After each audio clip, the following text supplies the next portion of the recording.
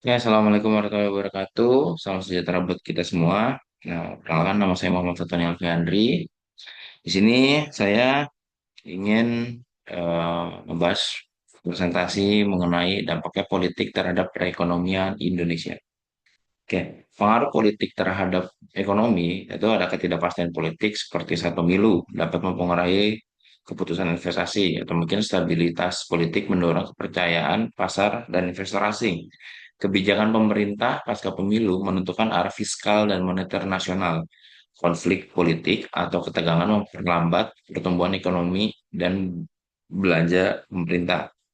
Kayak di sini ada sedikit grafik pertumbuhan ekonomi Indonesia dari tahun 2014 sampai 2023. Di sini pakai poin yang tidak terlalu signifikan, cuman bisa kita lihat dari tahun 2014 itu kita agak mengalami standar di benchmark tertentu dan tanggal 2000 dan di tahun 2020 itu menurun, sangat menurun, sangat jatuh. Mungkin itu karena pandemi COVID-19. Dan di tahun 2021 dan 2022 itu kita mengalami lonjakan kembali. Contoh statistik yang dapat dan dampak nyata. Kayak pada tahun 2019 lalu tahun pemilu, pertumbuhan ekonomi stagnan di 5%.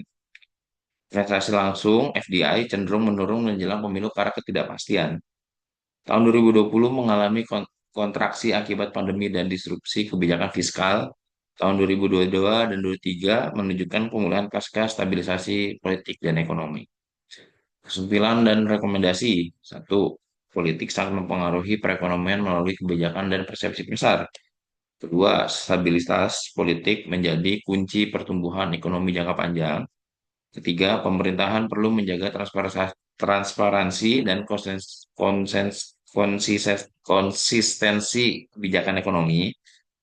Empat, perlu penguatan lembaga ekonomi untuk meminimalkan dampak politik yang ekstrim. Oke, mungkin dari saya cukup sekian. Billahi taufiq wal hidayah. Assalamualaikum warahmatullahi wabarakatuh.